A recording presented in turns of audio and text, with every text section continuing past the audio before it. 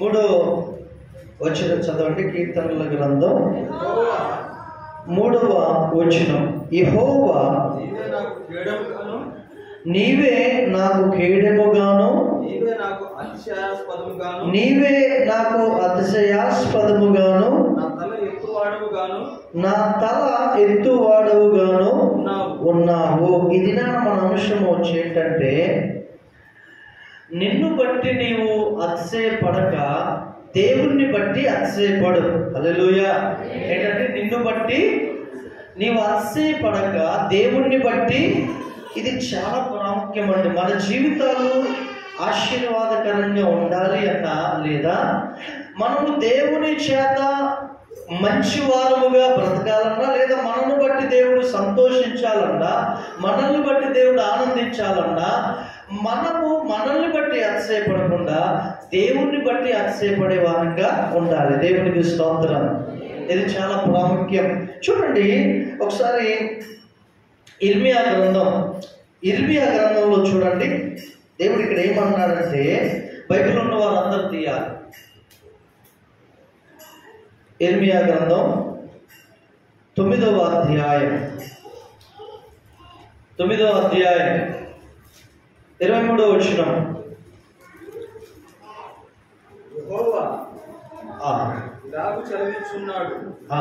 జ్ఞాని తన జ్ఞానమును బట్టి, సూర్యుడు తన శౌర్యమును బట్టి అతిశయింపకూడదు. చూసారండి, అందరు చూస్తున్నారుగా. నేను చదువుతూ చూడండి. యెహోవా ఇలా సెలవించుచున్నాడు, జ్ఞాని తన జ్ఞానమును బట్టి, శూరుడు తన శౌర్యమును బట్టి అతిశయింపకూడదంట. అర్థమవుతుందా? లాక్కెళ్ళటమే, బతిలాడొద్దు. ఐశ్వర్యవంతుడు తన ఐశ్వర్యమును బట్టి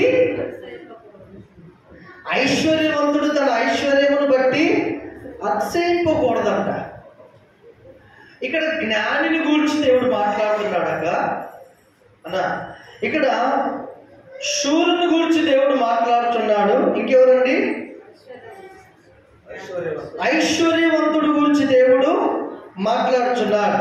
జ్ఞాని, శూరుడు, ఐశ్వర్యవంతుడు, ఈ ముగ్గురు గురించి దేవుడు మాట్లాడుతూ ఏమన్నాడంటే, నీవు ఏదైతే జ్ఞానం కలిగి ఉన్నావో, నువ్వేదైతే బలము శూరత్వం కలిగి ఉన్నావో, నువ్వేదైతే ఐశ్వర్యాన్ని కలిగి ఉన్నావో, దానిని బట్టి నువ్వు అతిశయపడకూడదు. హల్లెలూయా.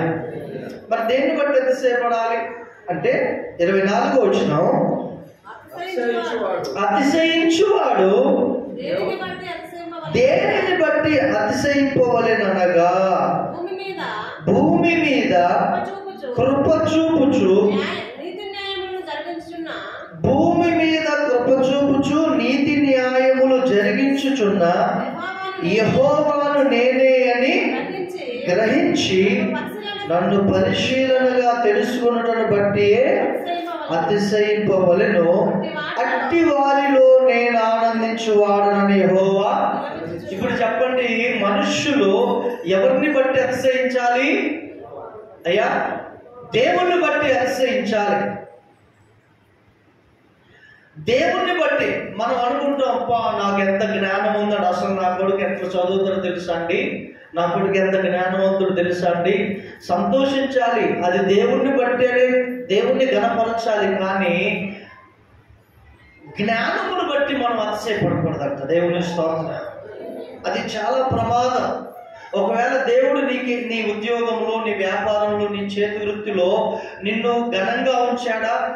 నిన్ను ఘనంగా ఉంచిన దాన్ని బట్టి దేవుణ్ణి మహిమపరచాలి, దేవుణ్ణి బట్టి అతిశయించాలి. కానీ ఇది నా వల్ల కలిగిందనే అతిశయమని మనం ఉండకూడదు. అది మనము పడిపోవటానికి కారణమైనది. హల్లెలూయా. మనం అంటాం కానీ, ఎవరి గర్వం వారిని అని చేస్తుంది, నాశనం చేస్తుంది. ఎవరి గర్వం వారిని పడేస్తుంది అంటారు, తట్టుకోలేక. వాస్తవమే ఆ మాట. కన్నులు నెత్తికెక్కిన వారి ధరము కలదని వాక్యం సెలవిస్తుంది. అంటే వారికి కలిగిన దానిని బట్టి వారు అతిశయపడతారు. అసలు ఈ ఊర్లోనండి నాలాగా ఎవరు ఇది చేయరండి అది చేయరండి అని అతిశయపడతారు వారిని బట్టి వారి. అది నిన్ను కీడులోనికి నెట్టివేస్తుందండి. సాతానుడే వచ్చి నీ దగ్గర ఊస్తాడు, నీ చెవుల్లో ఊస్తాడు. ఏమనంటే, అసలు చూసావమ్మా నువ్వు, నీకెంత టాలెంట్ ఉందో, నీకెంత నేర్పరితనం ఉందో, అసలు నీకెంత మంచి పేరుందో, అతిశయపడు. నిన్ను బట్టి నువ్వు సంతోషపడు, నీ బలాన్ని బట్టి సంతోషపడు, నీ జ్ఞానాన్ని బట్టి సంతోషపడు, నీకున్న డబ్బును బట్టి నువ్వు అతిశయపడని ప్రేరేపిస్తే మనం కాళ్ళు ఎగరేసి ఏమంటే ఇలా నడుస్తూ ఉంటాం. ఆ తదుపరి కొంతకాలానికి ఏమైందంటే తెలియకుండానే శోధనలు ఇంట్లో ప్రవేశిస్తాయి, తెలియకుండానే మనల్ని మనం డౌన్ అయిపోవడం చూస్తూ ఉంటాం. హలో, లూసిఫర్ అనేటటువంటి సాతానుడు, అతడు దేవుని యొద్ద నుంచి భూమి మీద పడివేయబడక ముందు అతడు అభిషేకించబడిన కెరూబై పరలోకంలో దేవుణ్ణి ఆరాధించేవాడు. హల్లెలూయా. దేవుని మహిమ లూసిఫర్ అనేటటువంటి కెరూబు మీదకి, ఆ యొక్క దేవదూత మీదకి వచ్చినప్పుడు ఆ మహిమ అతని నుంచి వేరే దేవదూతలకు ట్రాన్స్ఫర్ అయ్యేది. అంత ఆధిక్యత కలిగిన వ్యక్తి లూసిఫర్ దేవుని యొద్ద. కానీ తనలో తాను, తనకున్నటువంటి ఆధిక్యతను బట్టి, తనలో తాను అతిశయించడాన్ని బట్టి, ఎవరైనా చదువుతారు ఆ మాటలు? ఎవరైనా మరలా ఇక్కడికి వద్దాం, ఇర్మియాకి వచ్చేద్దాం. ఇక్కడ మరలా మీరు రావాలి. యెషయా గ్రంథంలో ఉంటుందా? యెహెజ్కేలు గ్రంథం ఒకసారి చూడండి.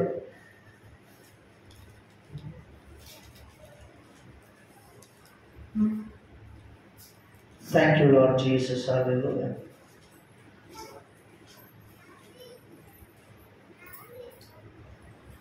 యెహెజ్కేలు గ్రంథం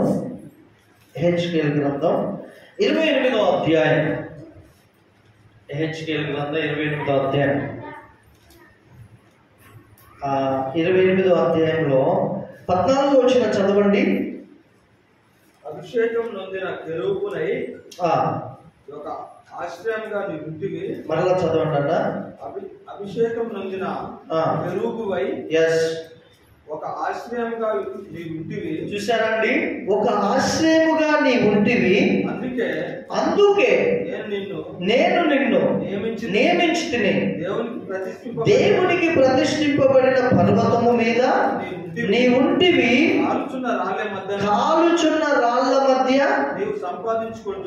నీవు సంచరించుచుంటివి. ఒకసారి ఆలోచించండి, దేవునికి నియమింపబడిన ఏంటంట, దేవునికి ప్రతిష్ఠింపబడిన పర్వతం మీద కెరూబు లూసిఫర్ ఉన్నాడండి. హలో సంగమా, జాగ్రత్తగా గమనించండి. దేవునికి ప్రతిష్ఠింపబడిన ఆ పర్వతం మీద ఉండే ఆధిక్యత, కృప దేవుడు లూసిఫర్ అనేటటువంటి కెరూబుకి, దేవదూతకి ఇస్తే తనను బట్టి తాను అతిశయపడ్డాడండి. ఇంకేమో చూడండి, 17వ వచనం చదవండి బ్రదర్. నీ సౌందర్యమును చూసుకొని నీవు గర్వించిన వాడివై, నీ తేజస్సును చూసుకొని నీ జ్ఞానమును చెరుపుకొంటివి. కావున నేను నిన్ను నేలను పడవేసేదను. స్త్రీలలో ఒకరు చదవండి 17వ వచనం. మీకు వాక్యం దొరకదు, అందుకే ఒక మోకాలను చూసి యెహెజ్కేలు గ్రంథం 28వ అధ్యాయము. యెహెజ్కేలు గ్రంథం పేజీ నంబర్ 711. యెహెజ్కేలు గ్రంథం 28వ అధ్యాయము 17వ వచనం. నీ సౌందర్యము చూచుకొని నీవు గర్వించిన వాడవై, నీ తేజస్సు చూచుకొని నీ జ్ఞానమును చెరుపుకొంటివి. కావున నేను నిన్ను నేలను. చూశారండి, ఒకసారి ఆలోచించండి ప్రియ దేవుని సంగమా. దేవుడు అంటున్నారు, ఆయన నిన్ను బట్టి నీవు అతిశయపడకు అంటున్నాడు. హల్లెలూయా. నిన్ను బట్టి నువ్వు గనక అతిశయపడితే నీవు కింద పడవేయబడే అవకాశము నీలో ఉంది. నీవు కింద పడేటటువంటి ప్రమాదం ఉంది. అందుకనే మనం ఎప్పుడు కూడా అతిశయపడకుండా దేవుణ్ణి మాత్రమే మనము మహిమపరిచే వారముగా ఉండాలి. దేవునికి స్తోత్రం కలుగునుగాక. హల్లెలూయా. మనం ఎప్పుడు కూడా, ఇంకొక మాట దీని గురించి, ఇదే మాట గురించి రాబడి యెషయా గ్రంథం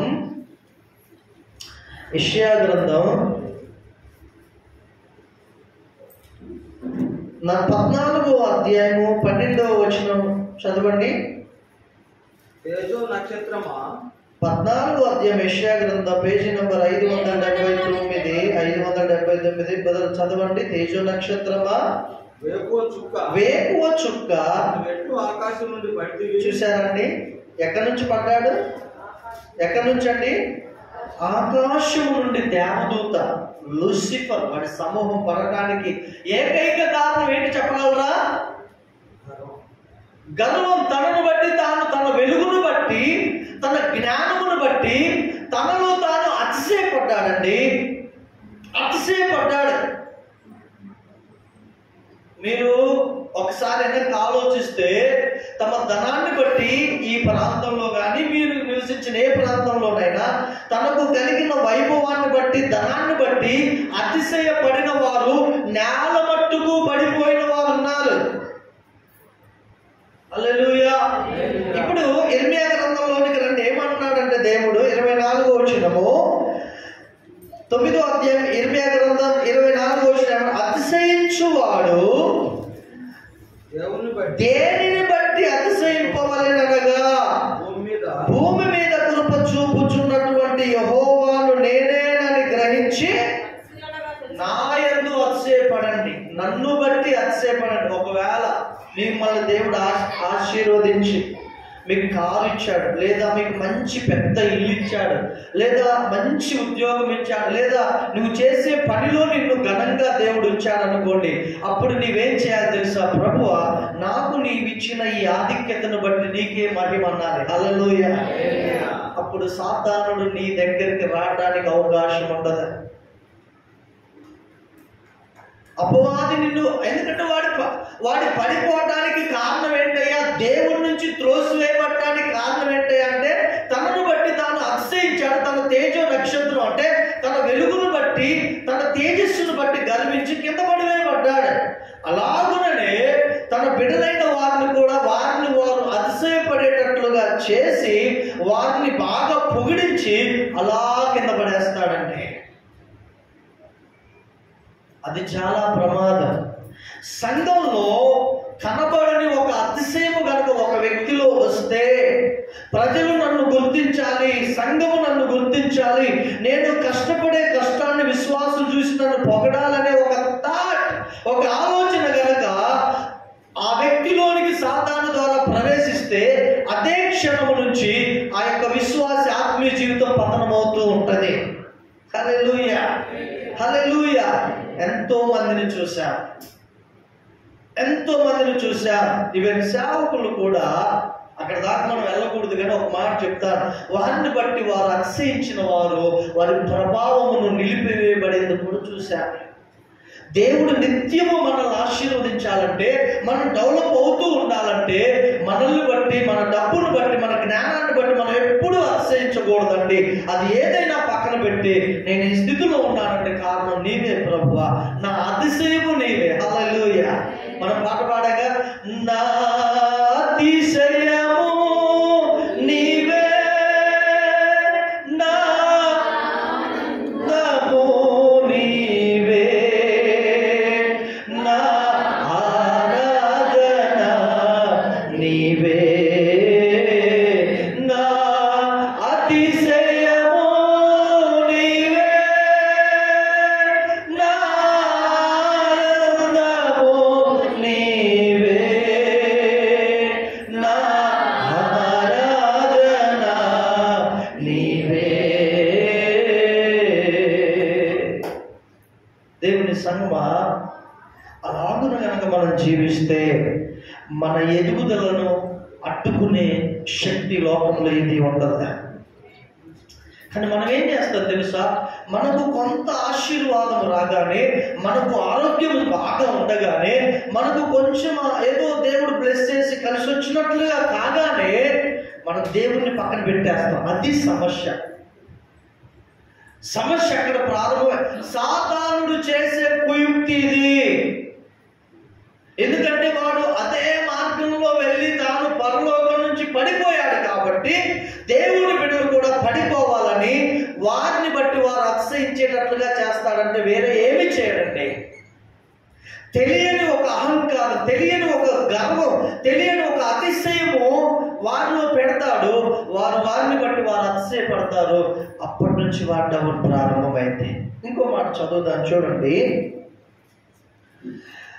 ఇక్కడ కీర్తన 20వ కీర్తన 7వ వచనమా, ఒకసారి చదవండి. 7వ వచనం. కొందరు జాగ్రత్తగా వినండి. కొందరు రథములను బట్టి, కొందరు గుర్రములను బట్టి. అర్థమవుతుందండి మీకు? కొందరు రథములను బట్టి. రథములు ఎవరికి ఉండేయండి ఆ దినాల్లో? రాజులకు ఉండే, ధనవంతులకు ఉండే. గుర్రములు ఎవరికి ఉండే ఆ దినాల్లో? రాజులకు ఉండే, ధనవంతులకు ఉండే. కొందరంట రథములను బట్టి, కొందరు గుర్రములను బట్టి అతిశయపడుదురు. మనమైతే మన దేవుడైన యెహోవా నామమును బట్టి అతిశయపడదుము. హల్లెలూయా. ఇదండి మనం చేయవలసిందే. మన దేవుని నామాన్ని బట్టి మనం అతిశయపడాలి. ఆ దినాన అలా ప్రార్థన మందిరంలోనికి వెళ్తున్నారు పేతురు, యోహాను. అలా ప్రార్థన మందిరంలోనికి వెళ్తూ ఉంటే ఈలోపు 40 సంవత్సరాలకు పైబడిన ఒక భిక్షగాడు ఆ దేవాలయం పక్కన కూర్చోబెట్టబడి ఉంటే, అబ్బా తెల్లటి బట్టలు వేసుకొని వస్తున్నారు పాస్టర్ గారు, వీళ్ళ దగ్గర మనకు బాగానే దొరుకుతుంది, ఈరోజు మనకు కానుకనుకుంటున్నాడు ఈ వ్యక్తి. వాళ్ళ తట్టు తేరు చూశాడు ఏమైనా దొరుకుతుందని. పేతురు అన్నాడయ్యా, నీవు అనుకుంటున్నట్లుగా వెండి బంగారములు మా దగ్గర లేవు. ఎందుకంటే ఉండే వాళ్ళ దగ్గర ఉన్నాయండి. వాళ్ళు ఏమీ సామాన్యులు కాదు. పేతురు, యోహాను అంటే వాళ్ళు జాలరులు అండి. విస్తారమైన చేపలు బట్టి వ్యాపారం చేసే వ్యాపారస్తులు వాళ్ళంతా సామాన్యులేం కాదు. వాళ్ళ కింద పనివాళ్ళు కూడా ఉన్నారు. యోహాను వాళ్ళ జబదయి కుమారుడు యోహాను, ఏమండి యాకోబు, వాళ్ళ కింద పని వాళ్ళు ఉంటే యోహాను, యాకోబు జబదయి వాళ్ళ తండ్రికి ఏమండి పనివారిని అప్పగించి వీళ్ళు సేవకు వచ్చేసారు. దేవుని స్తోత్రం. హల్లెలూయా. వాళ్ళంతా సామాన్యులే కాదు. నీవు ఆశించుచున్నట్లుగా మా దగ్గర వెండి బంగారం లేవయ్యా, అని మాకు కలిగినదే నీకు ఇచ్చుచున్నామని చెప్పి నజరేయుడైన యేసుక్రీస్తు నామములో లే అని చెప్తాడు. హల్లెలూయా. లే అని చెప్పగానే వాడు దిగ్గులు లేచాడండి. అంటే ఇక్కడ ఈ అపోస్తలుల యొక్క అతిశయం ఏమిటి? యేసు నామం. హల్లెలూయా. యేసుక్రీస్తు నామమే వీరి యొక్క అతిశయం. హల్లెలూయా. దేవుని సంగమా, మన అతిశయము మన ప్రభు యేసు. మన గుర్రముల బలం కాదు మన అతిశయం, రథముల బట్టి కాదు మన అతిశయం. ఒకరోజు గుర్రములు ఉంటాయి, రథములు ఉంటాయి, ఉండకపోవచ్చు, కానీ మన దేవుడైన యెహోవా నామం లేదా యేసుక్రీస్తు నామము చిరకాలము మనతో ఉంటదండి. హల్లెలూయా. అందును బట్టి మనం ఆశీర్వదించబడుతూ ఉంటాం. మరలా చదవండి ఆ మాట 7వ వచనం.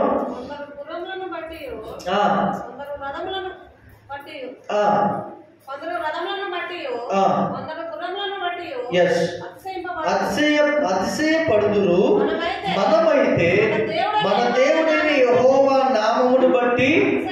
క్రైస్తవుని యొక్క అతిశయము దేవుని వాక్యము, దేవుని నామం. మన అతిశయం అదే. పౌలు అంటాడు, నేను ఒకవేళ అతిశయింపవలసి వస్తే సిలువ యందు తప్ప నా యందు నేను అతిశయపడను అంటాడు కొరింథీ పత్రికలో, రోమా పత్రికలో. నా యందు నేను ఒకవేళ అతిశయపడవలసి వస్తే సిలువ యందే అతిశయపడతాను. ఎందుకు సిలువ యందు అతిశయపడాలంటే, యేసుక్రీస్తు ప్రభువు కనుక సిలువలో మరణించకపోతే మనం రక్షింపబడేవారమా? మనకి పాప క్షమాపణ వచ్చేదా? రాదు. అందుకనే మన అతిశయము సిలువే. హల్లెలూయా. హల్లెలూయా. అలాగే మనం వెళ్ళాలని. ఇంకో మాట చదివి నేను ముందుకెళ్తాను. సామెతల గ్రంథం 18వ అధ్యాయం 12వ వచనం చదవండి.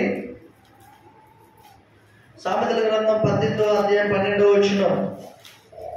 ఆపత్తు రాకమునుపు ఆపత్తు రాకమునుపు నరుని హృదయం చూసారా అండి? ఆపత్తు రాకమునుపు నరుని హృదయము అతిశయపడును. చాలు. హల్లెలూయా. అందుకనే దావీదు అన్నాడు 119వ కీర్తనలో అనుకుంటా, శ్రమ కలుగక మునుపు నేను త్రోవ విడిచి తిని ఇప్పుడైతే నేను నీ వాక్యమును అనుసరించి నడుచుకుంటా అని అంటూ శ్రమ కలుగుట నాకు మేలాయను అంటాడు. హల్లెలూయా.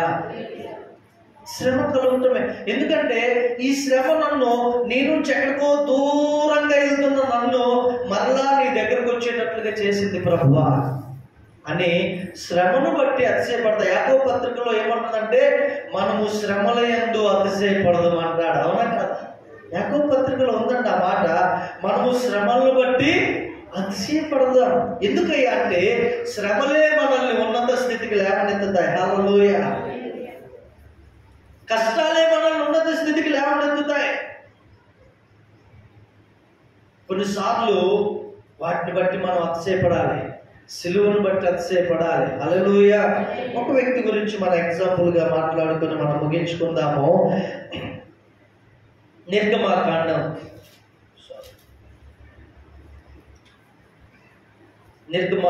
5వ అధ్యాయం 1వ వచనం నుంచి చదవండి. తరువాత మోషే అహరోనులు వచ్చి ఫరోను చూచి ఇశ్రాయేలీల దేవుడైన యెహోవా అరణ్యములో నాకు ఉత్సవము చేయుటకు నా జనులను పోనిమ్మని ఆజ్ఞాపించుచున్నాడని ఫరో నేను అతని మాట విని ఇశ్రాయేలీలను పోనిచ్చుటకు యెహోవా ఎవడు. చాలు. చూసారండి? ఒకసారి మీరు ఆలోచించండి. మోషే అహరోను అన్నదమ్ములు ఇద్దరు ఫరో రాజు గారి దగ్గరికి వచ్చి వినయముగా అడుగుతున్నారు. ఏమని అడుగుతున్నారంటే, అయ్యా మా దేవుడు ఇశ్రాయేలీల దేవుడు తనకు ఉత్సవము చేయుటకు అంటే తనను సంతోషపరచుటకు, తనను ఆరాధించుటకు తన జనులను కొంతకాలం ఒక 2 రోజులు 3 రోజులు అనుకో విడిచిపెట్టండి అని మోషే చెప్తానంటాడు. అసలు యెహోవా ఎవడండి? నేను ఆయన ఎరగను అంటాడు. అంటూ కింద అంటాడంటే ఏమంటాడు? Thank you Lord Jesus. మీరు 17వ వచనం చదవండి అమ్మా. నిద్రపోయే వాళ్ళు చెప్పండి. దేవుని స్తోత్రం. 3 నిద్రపోతున్నారు, 3 ఆత్మలు పనిచేస్తున్నాయి ఇక్కడ. మీ తలల మీద 3 నిద్రపోత ఆత్మలు పనిచేస్తున్నాయి. తేరుకోండి. 17వ వచనం. అందుకతడు మీరు సోమరులు అందుచేత మేము వెళ్ళి చూసారండి? నన్ను కూడా అన్నారు, అరే నువ్వు సోమరిపోతాడు, అందుకని ఆదివారం పనికి పోకుండా చర్చికి వెళ్తున్నావు అన్నారు ఆ రోజుల్లో. నువ్వు సోమరిపోతాడు ఒక అంకుల్ అన్నాడు ఇలాగ పెద్ద ఆయన. పాస్టర్ గారు ఏమని చెప్పండి కానీ ఇది మాత్రం నాకు నచ్చదు అన్నాడు. ఏంటి అంకుల్ అంటే అన్ని బాగానే ఉంటాయి కానీ ఆదివారం జనాన్ని పనికి పోనీయారండి, అది నాకు నచ్చదండి అన్నారు. పనికి పోతే 300 వస్తాయి, 500 వస్తాయి కదండి, వాళ్ళు చక్కగా బతుకుతారు కదండి, అసలు మీరు చాలా తప్పు చేస్తున్నారండి అన్నారు. నేను అన్నాను, అదేదో దేవుడిని అడగండి, మాకు తెలియదండి, దేవుడు ఇలా చేయమన్నాడు. 6 రోజులు కష్టపడి పని చేయమన్నాడండి, 7వ రోజు మాత్రం నాకు ఉత్సవం చేయడానికి రమ్మన్నాడండి అన్నాను. లేదండి మీ క్రైస్తవులంతా దొంగలు సోమరిపోతులు అండి, పని చేయడానికి ఇష్టం ఉండదు, ఆయన ఇస్తాడు ఏది ఉచితంగా బియ్యం పథకాలు, వాళ్ళు సగం నాశనం చేస్తున్నారంటే మీరు కూడా ఆదివారం తీసుకెళ్ళి మీరు నాశనం చేస్తున్నారు అంటారు. హల్లెలూయా. ఏమంటారు తెలుసా? ఫరో ఏమంటున్నాడు ఇక్కడ ఇశ్రాయేలు తోటి? 17వ వచనం ఏమన్నాడు? మీరు సోమరులు గనుకనే వెళ్ళి యెహోవాకు బలర్పించుటకు సెలవిమ్మని అడుగుతున్నారు. దేవుని బిడ్డలారా, మనము దేవుణ్ణి ఆరాధించడానికి వెళ్ళాలని అన్నప్పుడు సాతానుడు 100 రకాలుగా ప్రయత్నిస్తాడు. నువ్వు దేవుని మందిరానికి రాకుండా నాకు చేయాలని రకరకాలైన సమస్యలు, పనులు, ఒత్తిడులు నీ ఎద్దకు తీసుకొస్తాడు. ఆ రోజే బంధువులు వస్తారు ఇంటికి. చుట్టాలు వచ్చారు కానీ ఏమి వెళ్తాను ఒక్క వారం అంటాడు. లేదండి మనం వెళ్ళాలండి అంటే ఈ వారమే కదా, ఏం కాదులే ఉందాం, మరి వాళ్ళు బాధపడరా అంటారు. ఏమండి నిజం, ఇది కామన్గా జరిగేది అందరి. కానీ వాళ్ళని కూడా మనం దేవుని మందిరాన్ని తీసుకురావాలి. హల్లెలూయా. మా ఇంట్లోనండి మా అక్కలు 4, మా చుట్టాలు చాలా మంది ఉన్నారు. ఆదివారం పొరపాటున ఫోన్ చేయరు, ఆదివారము ఇంటికి రారు, ఆదివారము అసలు వాళ్ళ మైండ్లోనే నేను ఉన్నాను. ఆదివారం అంటే వాడు చర్చిలో ఉంటాడు, వాళ్ళ కుటుంబం. హల్లెలూయా. అలా మనల్ని మనం ఇంట్రడ్యూస్ చేసుకోవాలి మన బంధువులకి, మన స్నేహితులకి. హల్లెలూయా. ఆదివారము దేవుడి ప్రజలు ఏం చేస్తారంటే ఇక్కడ చూడండి, ఇక్కడ వాళ్ళు ఏమన్నారు, విశ్రాంతి దినము 17వ అందుకు అతడు మీరు సోమరులు అందుచేత మేము వెళ్ళి యెహోవాకు బలర్పించుటకు సెలవిమ్మని మీరు అడుగుచున్నారు అని అంటున్నాడు. ఆయన ఏం చేశాడు? 18వ వచనంలో మీరు పొండి పని చేయుడి, గడ్డి మీకు ఇవ్వబడదు, అయితే ఇటుకల లెక్క మీరు అప్పగింప తప్పదని చెప్పెను. హల్లెలూయా. 19వ వచనం మీ ఇటుకల లెక్కలో ఏమాత్రము తక్కువ చేయవద్దు. చూశారండి, ఎప్పుడైతే దేవుణ్ణి ఆరాధించడానికి వెళ్ళాలని వీళ్ళు మనసు పెట్టారో ఇంకా పని ఒత్తిడి పెంచాడు సైతాన్ గాడే. పని ఒత్తిడి పెంచాడు. ఇంతకు ముందేమో ఇదిగో మీకు గడ్డి ఇస్తాం, కొయ్యకాలు ఇస్తాం, మీరు మట్టి తొక్కి ఇటుకలు ఇగో ఒక ఒక ఒక ఇంటి వారు భార్య భర్త ఇద్దరు ఇన్ని 100 ఇటుకలు చేయాలి రోజుకి. నిన్నటి వరకు బాగుంది. ఎప్పుడైతే మా దేవుణ్ణి ఆరాధించడానికి వెళ్ళాలి అని మోషే అహరోనులు చెప్పారో ఆ తెల్లారి నుంచి మీకు గడ్డియము కొయ్యకాలియము, మీరే మట్టి తొక్కుకోండి, మీరే ఇటుకలు చేసుకోండి, మీరే ఎన్ని గడ్డి కొయ్యకాలు తెచ్చుకోండి. కానీ నిన్నటి వరకు ఎన్ని ఇటుకలు అయితే లెక్క చెప్పారో అన్నిటికలు లెక్క చెప్పాలన్నాడండి ఫరో. శ్రమ ఎక్కువైంది దేవుణ్ణి ఆరాధించడానికి, ఆటంకాలు ఎక్కువ అవుతున్నాయి, పని ఒత్తిడి ఎక్కువ అవుతుంది, బాధ ఎక్కువ అవుతుంది. అయినా వీళ్ళు వదలట్లేదు. మరలా వాళ్ళు లెక్క ఎట్లా అప్పగిస్తారు చెప్పండి? అప్పగించకపోతే వీళ్ళొచ్చి కొడుతున్నారు. చూడండి ఏమంటున్నారు ఇక్కడ కింద 13వ వచనము 14వ వచనం చదవండి.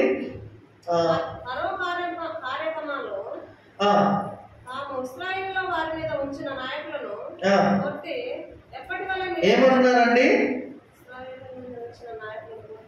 ఎన్నో వచ్చిన వారికి అది 14 చదవండి.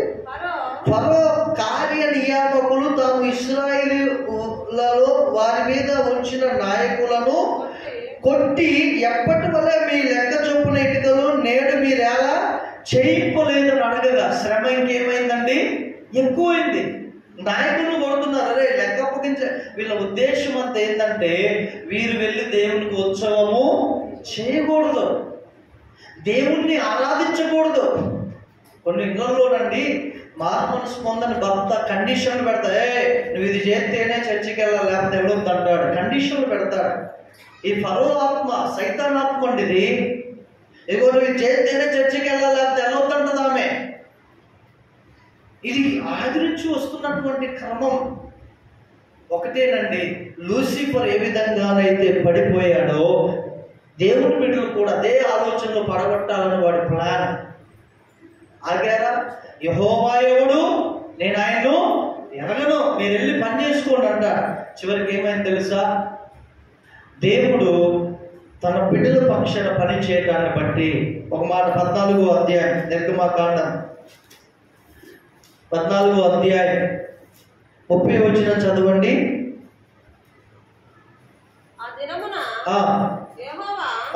ఐగుప్తుల చేతిలో నుండి ఇశ్రాయేలును రక్షించెను. 28వ వచనం చదవండి. నీళ్లు తిరిగి వచ్చి ఆ రథములను రౌతులను వారి వెనక సముద్రములోనికి వచ్చిన ఫరో యొక్క సర్వసేనను వారిలో ఒక్కడైనను దేన్ని బట్టి అతిశయించారు? మాకు ఇన్ని రథాలు ఉన్నాయి, మాకు ఇన్ని గుర్రాలు ఉన్నాయి, మాకు ఇన్ని రౌతులు ఉన్నాయని అతిశయపడ్డాడు ఫరో. తరుముకుంటూ వచ్చాడు ఇశ్రాయేలు. చివరికి ఏమైంది తెలుసా? ఎన్ని రథములైతే వచ్చాయి, ఎన్ని గుర్రములైతే వచ్చాయో, ఆ రథముల మీద గుర్రముల మీద ఎంతమంది అయితే వచ్చారో వాళ్ళందరినీ దేవుడు సముద్రంలో ముంచివేశాడు. నేనేం చెప్తున్నానంటే, మనం చదువుకున్నట్లయితే కీర్తన గ్రంథం 20:7 ప్రకారం మనము గుర్రముల బలముయందు రథముల బలమునందు అతిశయపడకూడదండి. మనం దేన్ని బట్టి అతిశయించాలంటే మన దేవుడైన యెహోవా నామమును బట్టే అతిశయించాలి. దేవుని బిడ్డలతో పెట్టుకోకూడదండి, చాలా ప్రమాదం అది. వేధిస్తున్నటువంటి వేదనను దేవుడు చూశాడు, 10 తెగుళ్ళు పంపించాడు. లొంగల ఫరో తన సైన్యం. చివరికి ఏమండి 10వ తెగులు ఏంటో తెలుసా? ఫరో ఇంటిలో తొలిపిల్ల మొదలుకొని బానిస యొక్క తొలిపిల్ల వరకు ప్రథమ సంతానం అంతా ఐగుప్తు దేశంలో చనిపోయి, వాళ్ళు మాత్రమే కాదు వారి పశువుల తొలిపిల్లలు కూడా చచ్చిపోయాయి. అయినా ఇశ్రాయేలీయుల్ని శ్రమ పెట్టుట తనముట మానలేదు. మనం ఎలాగో వాళ్ళు పోనిచ్చాము, రథములు గుర్రములు వారికి ఆధారం అవేగా, గుర్రాలు రథాలు, వాటి మీద వచ్చి మునిగిపోయారు. హల్లెలూయా. దేవుని బిడ్డలారా, మన ఆధారము మన అతిశయము యేసు ప్రభువే. హల్లెలూయా. మన ఆధారం మన అతిశయము సిలువే. హల్లెలూయా. మన ఆధారము మన అతిశయము మన ప్రభు అయిన యెహోవాయే. ఆయనను బట్టి మనం అతిశయపడితే మన పిల్లలు వర్ధిల్లుతారు, మన వ్యాపారాలు వర్ధిల్లుతాయి, మన ఉద్యోగములలో స్థలములలో మనం వర్ధిల్లుతూ ఉంటాం. కారణం ఏంటో తెలుసా? ఒక్క మాట, మీరు భలే ఉన్నారండి, భలే సంతోషంగా ఉన్నారండి, చాలా డెవలప్ అవుతున్నారు. మాదేం లేదండి, మా దేవుని కృపే మా మీద ఉంది. దేవునికి మహిమ, నీకు ఆశీర్వాదం. హల్లెలూయా. మరి నేనంటే ఏమనుకుంటున్నామండి? అసలు నేను లేకపోతే మా ఆయన లేడండి, అసలు నేను లేకపోతే కుటుంబమే లేదండి అన్నావు అనుకో, దేవుణ్ణి పక్కన పెట్టేశావు. నిన్ను బట్టి నువ్వు అతిశయపడతావు. నువ్వు అన్నావు కానీ నువ్వు లేకపోతే ఇది లేదు, నాకు తెలివి, నా తెలివి చేతనే ఇది, నా తెలివి లేకపోతే ఇది లేదని దేవుడు దాన్ని అలా పక్కన పెడతాడు. ఇవి జరుగుతున్నాయి సంఘంలో. దేవుని బిడ్డలారా, కుటుంబాలు ఇవి జరుగుతున్నాయి. ఒక తల్లి అనేది, అసలు నా కొడుకులండి, నా కూతురండి,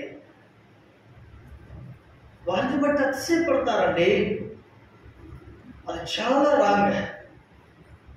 కొన్ని సంవత్సరాలు బాగుంటారే కానీ వాళ్ళని బట్టి నీవు అతిశయపడితే వాళ్ళ జీవితాన్ని మార్చకూడదు. నీ అతిశయ కారణంగా వారి జీవితాలు అలా పాడైపోయిన వారు ఉన్నారండి. నేను కళ్ళారా చూస్తున్నా. మన అతిశయం దేవుడే. హల్లెలూయా. ఒక దినాన రెండవదిగా ఈ మాట చెప్పి ముగించేస్తా. దావీదు తన మామ చేత తరమబడుచున్నాడు. సంవత్సరాలు తరమబడ్డాడు. ఆ క్రమంలో అడవిలో ఉండేవాడు, కొండల్లో లోయల్లో ఉండేవాడు. ఒకరోజు నాబాలు, చెప్పండి ఏం పేరు? నాబాలు అనేటటువంటి ఒక బెన్యామీనుడు అనుకుంటా బహుశా. అతడికి 3000 గొర్రెలు ఉన్నాయి. ఎన్ని వేలు? 3000 గొర్రెలు ఉన్నాయి. పనివారులు ఒక 10 మంది దాకా ఉండొచ్చు బహుశా, పనివారు ఉన్నారు. వీళ్ళు మేపడానికి వెళ్ళినప్పుడు దావీదు అలాగే తనతో పాటు ఉన్నటువంటి 600 మంది అక్కడ ఉండేవారు. వాళ్ళు ఎట్లా ఆహారం వచ్చేదేమో దేవుడే వాళ్ళు చూసుకుని. ఒక దినాన గొర్రెల బొచ్చు కత్తిరిస్తున్నాడు నాబాలు. గొర్రెల బొచ్చు కత్తిరించడం అనేది ఒక పండుగ ఆ ఇంటి వారికి. ఎందుకు అనంటే అది వాళ్ళకి అది లాభం. దానితోటే చాలా రకాలైనటువంటి తయారు చేసేవారు కాబట్టి వాళ్ళకి అది ఆదాయం. హల్లెలూయా, హల్లెలూయా. అది ఆదాయం. 3000 గొర్రెలు అంటే ఎంత ఆదాయం అండి? 3000 గొర్రెలు అంటే ఎంత ఉన్ని, ఎంత ఆదాయం. శుభదినమున మేము వచ్చామండి. కాబట్టి ఎప్పుడైనా ఇశ్రాయేలీయులు గొర్రె బొచ్చు కత్తిరించేటప్పుడు వాళ్ళ ఇంటి వారు, వారి బంధువులు, వారి పని వారి కోసం కొన్ని గొర్రెలు కానీ మేకలు కానీ ఏమంటే కట్ చేసి చక్కగా విందు చేసేవారు ఆ దినం. అయితే ఆ శుభదినమున దావీదు కొంతమంది తన దగ్గర ఉన్న పని వాళ్ళని పంపించి, ఇదిగో శుభదినమున వచ్చి ఉన్నాం, మాకు కొంత ఆహారం ఇవ్వమంటాడండి. అప్పటికే కొన్ని నెలల నుంచి తరం పడుతున్నాడు దావీదు. రాజుగా ఉండి బాగా తినిన అలవాటు ఉన్న వ్యక్తి ఒక్కసారిగా అడవిలోకి వెళ్ళి ఆ కాయలు ఈ కాయలు ఆకులు ఏదో స్వల్ప ఆహారం తింటూ బతుకుతున్న దావీదుకి ఆశ పుట్టి అన్నం తినాలని, బిర్యానీ తినాలని, మాంసాహారం తినాలని కోరిక పుట్టి పంపించగానే ఏమంటున్నాడు తెలుసా? ఒకసారి సమయంలో మొదటి గ్రంథం 25వ అధ్యాయం 9వ వచనం చదవండి. 25వ అధ్యాయం 9వ వచనం నుంచి చదవండి. దావీదు పనివారు వచ్చి 246 పేజీ నంబర్ పాత నిబంధన. దావీదు పనివారు వచ్చి దావీదు పేరు చెప్పి ఆ మాటలన్నింటినీ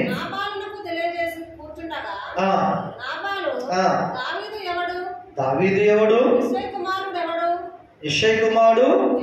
ఇంతకుముందు ఫరో ఏమన్నాడు మోషేతోటి? యెహోవా ఎవడు? ఇక్కడ ఏమన్నాడు? నాబాలు దావీదు ఎవడు? యెషై కుమారుడు ఎవడు? చూడండి దేవుడు బిడ్డలారా, నాబాలు తనకున్న ఆస్తిని బట్టి ఎంత గర్విస్తున్నాడో, ఎంత అతిశయపడుతున్నాడు. ఈ మాటలన్నింటినీ ఈ పనివారు దావీదుకి చెప్పగానే దావీదు 600 మందితో బయలుదేరి వస్తున్నాడు మగవారిని తీసుకొని.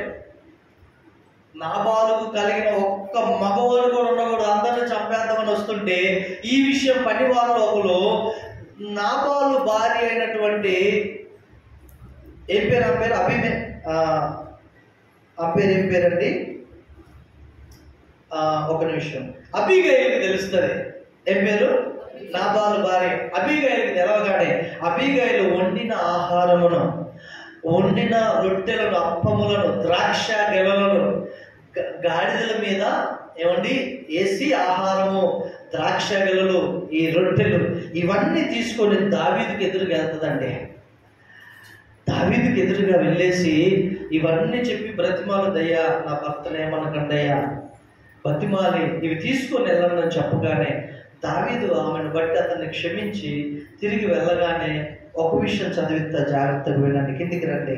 36వ వచనం చదవండి. 35వ వచనం. తన యొద్దకు ఆమె తెచ్చిన వాటిని ఆమె చేత తీసుకుని దావీదు అంటున్నాడు, నీ మాటలు నేను ఆలకించి నీ మనవి అంగీకరించి సమాధానంగా నీ ఇంటికి అబీగైలుతో చెప్పెను. అబీగైలు తిరిగి నాబాలు నొద్దకు రాగా రాజులు విందు చేసినట్లు అతడు ఇంటిలో విందు చేసి త్రాగుచు బహు సంతోషించుచు మత్తుగా నుండిన గనక తెల్లవారు వరకు ఆమె అతనితో కొద్ది గొప్ప మరేమీ చెప్పక ఊరుకుండెను. ఉదయమున నాబాలు ఏమండి, కొంతమంది చిన్న సొల్యూషన్ వాక్యాన్ని బట్టి చెప్పేది ఏంటంటే, ఒకవేళ మీ భర్తలు తాగి ఉన్నప్పుడు విషయం చెప్పాలని ప్రయత్నం చేయకండి. అబీగైలు బాగా తాగి మత్తుగా ఉన్నాడని ఏం చెప్పకుండా వెళ్ళి కాముగా ఉంది. అంటే మత్తులో తాగినోడికి చెప్తే ఏమన్నా వింటాడా? రాజుగారు వచ్చి చెప్పినా కానీ అండదు, నువ్వెవరు పో అంటాడా? ఏమండి, ఇక్కడ చూడండి ఎంత జ్ఞానవంతురాలు అబీగైలు. ఆ మత్తుగా తాగి ఉన్నాడని ఏ విషయం చెప్పకుండా వెళ్ళి కాము పడుకుంది. మత్తు దిగినప్పుడు వచ్చిందండి. ఎన్నో వచ్చిన మక్క 37. ఉదయమున నాబాలును నాకు మత్తు తగ్గి ఉన్నప్పుడు అతని భార్య చెప్పగా భయము చేత అతని గుండె పగిలెను, అతడు రాతి వలె బిగిసుకొని పోయిను. 10 దినములైన తర్వాత యెహోవా ఇప్పుడు మీరు చెప్పండి ఈ మాట 39 వచ్చిన కూడా నాబాలు చనిపోయాడని దావీదు విని యెహోవా నాబాలు చేసిన కీడును అతని తల మీదకి రప్పించెను. చాలు, హల్లెలూయా. ఇప్పుడు దావీదు ఓరికనేమి అన్నం అడగలేదండి. కొన్ని నెలల పాటు ఈ నాబాలు యొక్క గొర్రెలు కాసేటటువంటి పనివారు వస్తే వాళ్ళు కాముగా ఉంటే దావీదుతో ఉన్నవారు సరదాగా గొర్రెలు కాచేవారు చుట్టూ ఉండేవాళ్ళుగా. ఇప్పుడు సౌలు రాజుకు భయపడి కొండల్లో అడవిలో ఉండేవాళ్ళు, ఈ చుట్టూ ఉండేవాళ్ళు, దొంగలు వచ్చి దోచుకునేవారు కాదు. గొర్రెలు ఏ తోడేలు ఈ పులులు సింహం వచ్చేవి కావు. వీళ్ళు గోడగా ఉన్నారు. ఆ కారణం చేత కొంచెం ఆహారం పెట్టన్నాడు అంతే. హల్లెలూయా. దేవుని సంగమా, దేవుడు అది చూశాడా? ఆ దుష్క్రియ తనను బట్టి తాను అతిశయపడతాడా? దేవుడు మొత్తితే చనిపోయాడని నా బాధ.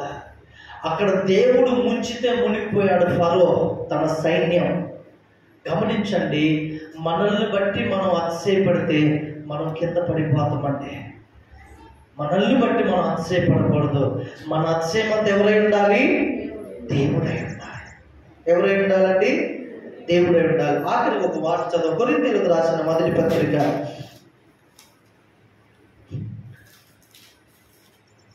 1వ అధ్యాయం 31వ వచనం చదవండి. అయితే ఆయన మూలముగా మీరు క్రీస్తు యేసునందున్నారు. అతిశయించువాడు. ఈ మాట చూడండి, ప్రభువునందే అతిశయింపవలెను. 31వ వచనం, అతిశయించువాడు ప్రభువునందే అతిశయించవలెను అని వ్రాయబడిన నెరవేరినట్లు దేవుని మూలముగా ఆయన అనగా యేసుక్రీస్తు మనకు జ్ఞానము, నీతి, పరిశుద్ధత, విమోచన ఆయన. హల్లెలూయా. దేవుని బిడ్డలారా, నీవు ఆశీర్వదించబడడానికి ఒకే ఒక సీక్రెట్ చెప్తున్నా, వినండి. నువ్వు ఏ స్థితిలో ఉన్నా ఆ స్థితిని బట్టి దేవుణ్ణి గణపరచు, దేవుని ఎందే అతిశయించు. నీకున్న వెండి, బంగారము, జ్ఞానము, ఆస్తి, అంతస్తులు దేనిని బట్టి కూడా అతిశయపడకు. అది దేవుని వల్లనే నాకు కలిగిందని దేవుడిని బట్టి అతిశయించి ఆయన గణపరచు. నీ ఆస్తి పెరుగుద్ది, నీ ఆత్మీయ జీవితము పెరుగుద్ది, నీలో ఆనందము పెరుగుద్ది, సంతోషము పెరుగుద్ది. నేనే టాప్ అన్నట్టుగా ఉన్నావనుకో, నిన్ను బట్టి నువ్వు అతిశయపడితే నీ ఆరోగ్యము తగ్గిపోయింది, నీ సంపద తగ్గిపోయింది, నీ ఆలోచన విధానము షార్ప్గా ఉండడం తగ్గిపోయింది. ఎందుకంటే నిన్ను బట్టి నువ్వు అతిశయపడతావు కాబట్టి. ఫిలిప్పీ 4:4 ఏముంటుందండి? ఒకసారి చదవండి ఆ మాట. ఫిలిప్పీలకు రాసిన పత్రిక 4:4 చదవండి. పేజీ నంబర్ 180, కొత్త నిబంధన. ఎల్లప్పుడూ ప్రభువునందు ఆనందించుడి. మరలా చెప్పుదును, ఆనందించుడి. హల్లెలూయా. ఎవరినందు ఆనందించాలండి? కానీ కొంతమంది ఏం చేస్తారు తెలుసా? ఇదే 3వ అధ్యాయం 19వ వచనం చదవండి.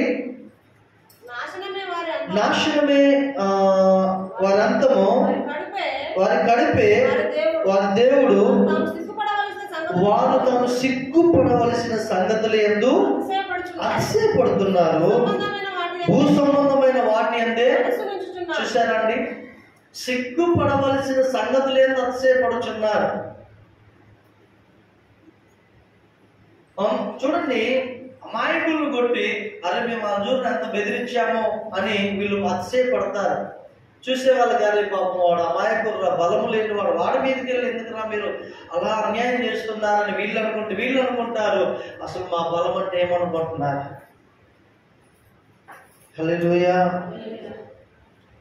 హబక్కూకు గ్రంథం 2వ అధ్యాయంలో ఒక మాట ఉంది. ఏంటంటే 4వ, వారు యథార్థ పరులు కాక తమలో తాము అతిశయపడుతున్నారు, కానీ నీతిమంతుల విశ్వాస మూలంగా బ్రతుకును. హల్లెలూయా. నీతిమంతుల విశ్వాస మూలంగా బ్రతుకుతూ ఉంటే కొందరు యథార్థ పరులు కాకే తమలో తాము అతిశయపడతారు. దేవుని బిడ్డలారా, మనం చూసాం, ఫరో రాజు మొదలుకొని నాబాలుతో సహా వారిని బట్టి వారు అతిశయపడిన వారు. అశ్షూరు రాజు సన్హెరీబును పంపించినప్పుడే, ఇశ్రాయేలీయులారా మీకు బలం ఉందా? మేమే 2000 రథములు ఇస్తామంటాడు. యెషయా గ్రంథంలో, రాజుల గ్రంథంలో, దినవృత్తాంతర గ్రంథంలో ఈ మాట, మేము మీకు ఎదురుగా 2000 రథములు ఇస్తాం. ఆ రథములను తీసుకొని మా మీదకి యుద్ధానికి రండి, మిమ్మల్ని ఓడిస్తాం, మీకు లేదు బలం అని అతిశయపడుతున్నాడు అశ్షూరు రాజు. అయ్యా, హిజ్కియా ప్రార్థన చేస్తున్నాడు, యెషయా ప్రార్థన చేస్తున్నాడు. దేవుడు ఏం చేశాడు తెలుసా? ఒకే ఒక దేవదూతను పంపించి అశ్షూరు రాజు సైన్యం మీదకి ఆ రాత్రి 185,000 మంది ఆ యొక్క సిరియా సైన్యాన్ని ఒక దేవదూత హతమరుస్తాడు. హల్లెలూయా. మన బలమేంటో తెలుసా?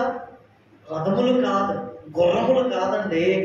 నీ ధనము నిన్ను రక్షించలేదు, నీ వెండి నిన్ను రక్షించలేదని హెచ్కేల్ గ్రంథంలో ఉంది. నీ వెండి నిన్ను వేల వీధులలో పడవేసితివి, నీ బంగారముని యాల నీవు రోడ్డు మీద పడవేసితివని దేవుని వాక్యం సెలవిస్తుంది. ఎందుకంటే అది వారిని శ్రమ నుండి రక్షించలేకపోయింది. మనల్ని రక్షించేది ఎవరో తెలుసా? మన శత్రువుల నుంచి, శ్రమ నుంచి మన దేవుడైన యెహోవా. హల్లెలూయా. కళ్ళు మూసుకుందాం, ప్రార్థన చేద్దాం. మన అతిశయము ప్రభువే. మనల్ని బట్టి మనం అతిశయపడకూడదు, ప్రభువుని బట్టే అతిశయపడాలి. కళ్ళు మూసుకుందాం.